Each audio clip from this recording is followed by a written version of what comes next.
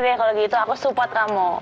Oke, sip. Memang kalimatnya simpel, tapi satu hal yang menarik adalah dari Egy adalah aku nggak nyumbang kan. Gitu. Tapi waktu itu awal emang gitu pertama. Nah, makanya, walaupun bercanda ya. Makanya gue setuju gue jadi talent. Kalau jadi awalnya Nggak usah keluar duit kan buat bayarin. Karena kalau istri-istri kan minta ujung-ujungnya duit. Bener-bener. Tapi ini tapi akhirnya udah. Oke, siap. Nah, yang berikutnya sekarang kita lihat kalau Putri dan Mumtaz seperti apa. Agak panjangan. Berarti gini, Putri waktu awal bikin, Mumtaz waktu itu masih di sana. Iya. Bener ya? Iya. Coba anggaplah ada adegan video call ceritanya. Oke. Waduh, langsung. Oke. Tujuh yang paling baru. Oke, siap. Kamera roll action. Sayang, aku ada ide nih. Aku mau bikin ini vlog mengenai pendidikan anak-anak. Kira-kira kamu ada ide nggak? Maksudnya pendidikan buat anak-anak kita atau gimana? Buat kalau bisa kita share juga ke masyarakat. Oh ya bagus itu. Ya gimana? Ada ide nggak? Kira-kira segmen apa nih? Oh coba kamu bikin kontennya itu yang lebih fun. Yang mana nih? Aku ada 3 pilihan nih, bingung. Misalkan yang ini nih, ini kan kameranya bagus, editingnya juga bagus, ya kan, talentnya juga bagus. Nah coba tuh kamu bikin yang kayak gitu. Kameranya bagus, mahal bos. Jadi setuju ya kalau misalnya vlog yang temanya pendidikan anak-anak. Setuju. Karena kayaknya belum banyak di Indonesia gitu loh. Iya, setuju Mantap banget. kan? Bagus, udah cepet kamu mulai. Oke, siap. Oke, sip. Oke, mulai. Ayo kamu mulai. Jangan lupa transfer. Nggak ada gitunya dong. Sambil gini. Oh iya. Oke, tepuk tangan dulu. Oke. Tapi berarti emang kejadian pada saat itu emang Mumtaz istilahnya nggak terlalu banyak nanya apa segala macam. Oke, setuju kayaknya ini. Oke aja ya. Karena yang tadi udah tahu filosofi hidup sama-sama 3 itu ya. Pokoknya pertanyaan yang ketiga apalagi membagi Ilmu yang bermanfaat. Oke. Nanti kita akan bahas lebih banyak lagi ini.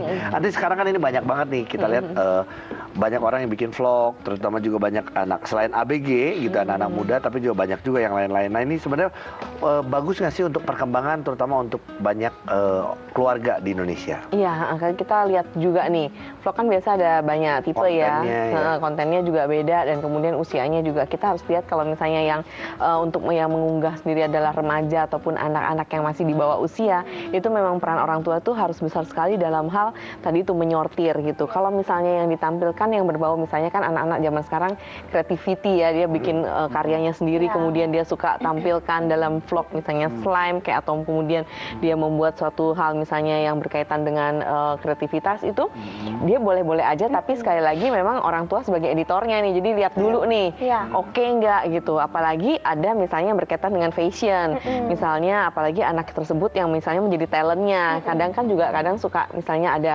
hal-hal yang memang harusnya ditutupi tapi tidak ditutupi seperti itu. Terus ada juga vlog yang misalnya isinya remaja-remaja ini kayak curhat-curhat gitu kan ya. Nah itu paling banyak itu dan dia harus tahu bahwa memang tidak semua hal itu perlu dicurhatin ke publik gitu kan. Karena begitu itu once share ke publik, nah jadi banyak sekali hal-hal kejahatan yang bisa menimpa pada dirinya gitu. Nah itu juga harus mendapatkan highlight tuh. Kemudian juga orang tua di sini peranannya adalah untuk memberikan pemahaman kepada anak. Dan sekali lagi memang pengawasan orang tua itu sangat penting sekali. Kalau itu ya digunakan untuk anak ataupun remaja yang di bawah usia. Nanti Jo boleh nanya nanti? Iya, boleh. Yang dimaksud dengan di bawah usia itu ada nggak tepatnya berapa sih? Ya, biasa batasannya. Kalau batasannya tuh biasa masih di bawah SMA ke bawah gitu.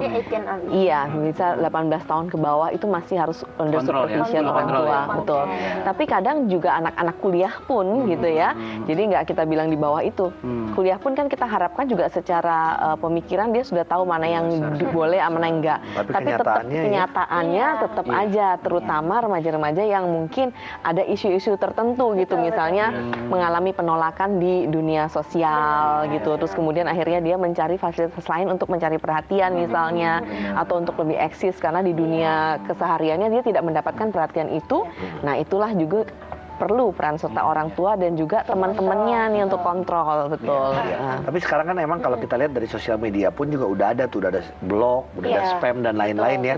Sebenarnya cuman gini, nanti ini kan kalau kita lihat banyak juga nih kalau sekarang di sosial media nih apapun, sekarang orang itu mudah sekali untuk nge-repost atau nge-share, terutama berita sekarang. Hoax Ya itu yang serem tuh. Hoax apa hoax ya?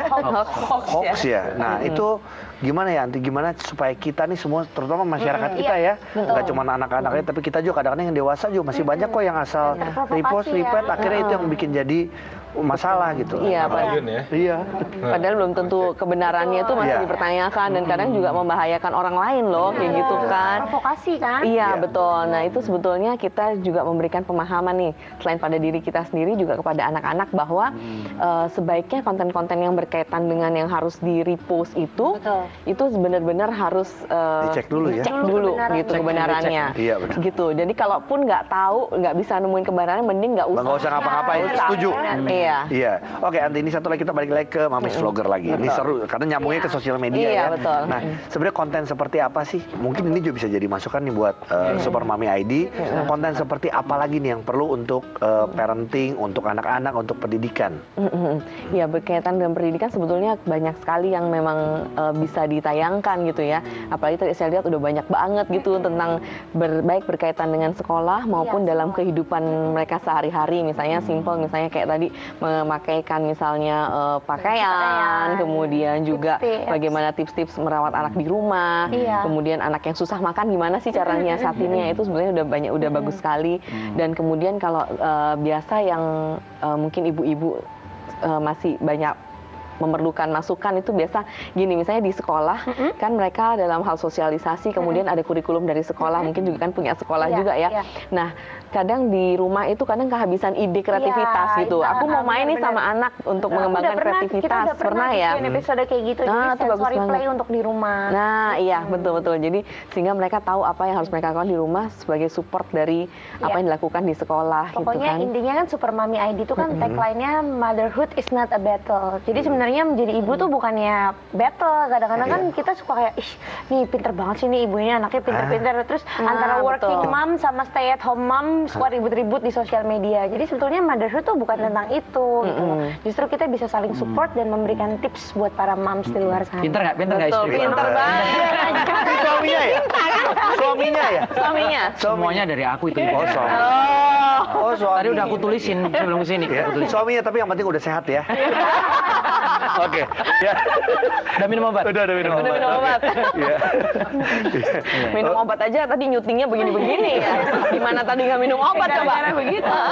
Iya. Tapi ini kalau yang udah dialamin sama Putri, sama Zita juga, setelah menjadi vlogger gitu ya, sekarang sudah punya YouTube channel, apa sih yang dirasakan? Mungkin juga banyak ketemu dengan teman-teman yang sesama ibu yang, wah seneng nih karena banyak masukan atau apa? Kalau aku sih ngerasa teman-teman aku yang tadinya jarang kontak itu jadi kontak, dan yang Bukan pinjam duit, karena banyak loh. bukan.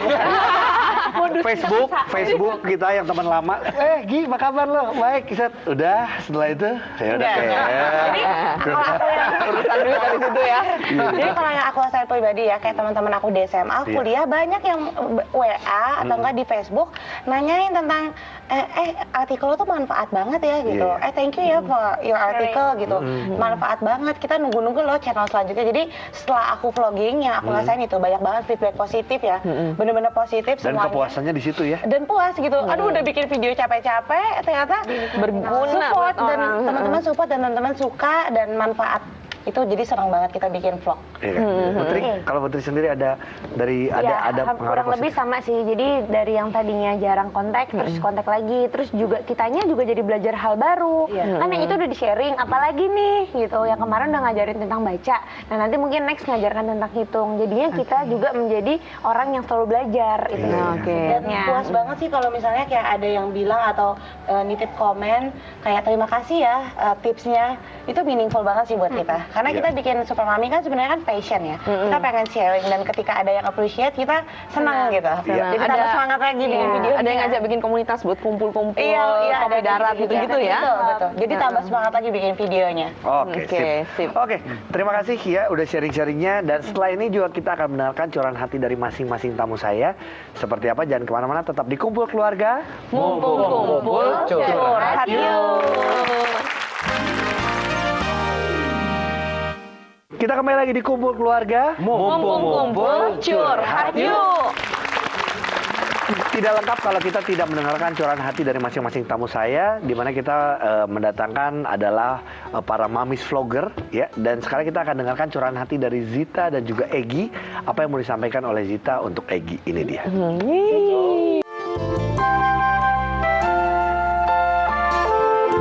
Hai sayang, pada kesempatan kali ini aku ingin mengucapkan terima kasih untuk kamu yang sudah selalu support dan juga setia mendukung aku di setiap kegiatan. Kamu sebagai sosok laki-laki, sebagai sosok ayah, terutama kamu romantis sekali sama anak-anak, sangat hangat dan juga perhatian sama anak-anak. Bahkan kamu suka sering ya antar anak ke sekolah, jemput, ajak jalan-jalan. Jadi aku terima kasih sekali kamu sudah menjadi sosok ayah yang sangat diidam-idamkan oleh anak-anak.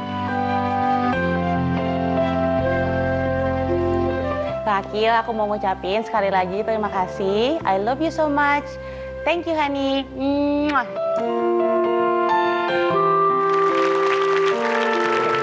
Kalau udah digituin, lope-lope. aduh kalau udah digituin, pulang yuk. Enggak, antara dua, pulang yuk atau Wadana keluar lagi. Ada maunya. Oke, ya berikutnya juga kita akan dengarkan apa yang mau disampaikan juga oleh Egy, yang pasti ucapan syukur, ucapan terima kasih juga. Ini dia.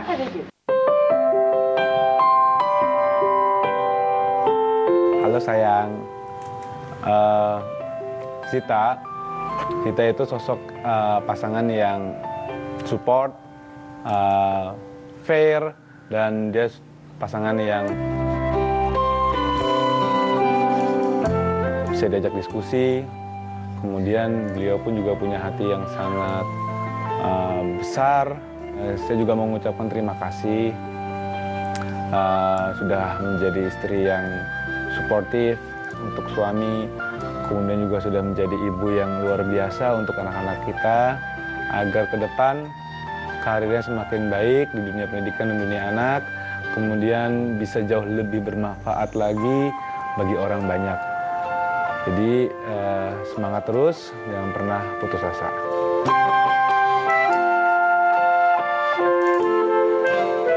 I love you sayang. Tapi emang ini ya, yang paling diperlukan adalah satu lagi kekompakan dan juga support ya dari suami, dari istri juga ya tentunya ya. Berikutnya juga kita akan lihat apa yang mau disampaikan oleh Putri untuk suami tercinta. Ini dia. Ini ya.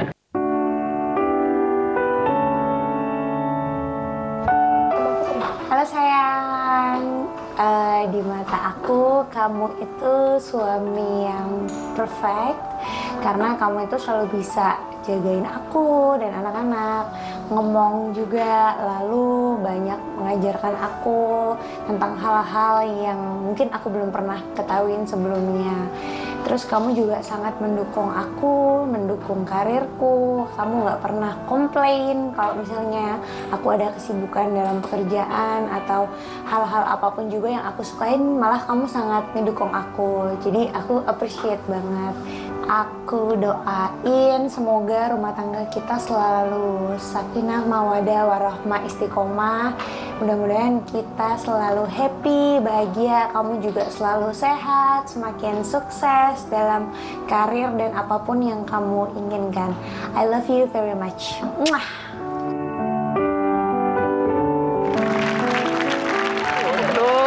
Untung nggak balik lagi ke Amerika udah ya. Jadi deh, anak ketiga. Oke. Berikutnya coba kita pengen tahu kalau Putri romantis banget ya, ngomongnya juga enak. Coba kita dengarkan Mumtaz coba ngomongnya gimana. Ini dia.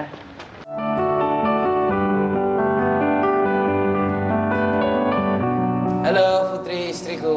Pasti kamu sedang nonton ini kan? Aku cuma mau bilang kalau aku selama ini bersyukur punya istri kayak kamu. Kenapa? Karena satu, selain memang kamu cantik, kamu itu penuh kasih sayang. Dan yang paling utama adalah kamu tuh bisa diajak diskusi. Nggak semua istri loh, teman-temanku punya pengalaman, istrinya tuh belum tentu bisa diajak diskusi. Kalau kamu, sumpah, aku nggak perlu advisor, aku nggak perlu penasehat, aku hanya perlu kamu di sampingku ketika aku sedang ingin berdiskusi. Jadi Putri istriku yang tersayang, kalau kamu punya ide, gagasan yang ingin kamu tumpahkan, aku sebagai suami selalu siap mendukung di belakang kamu.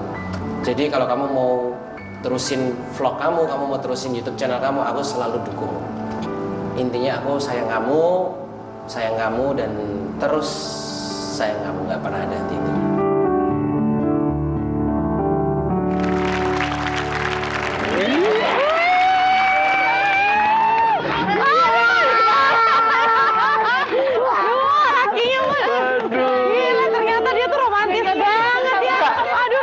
Karena kan gini, sayang kamu dan sayang kamu. Untung kamu semua sayang kamu, sayang apa kan? Waduh, iya.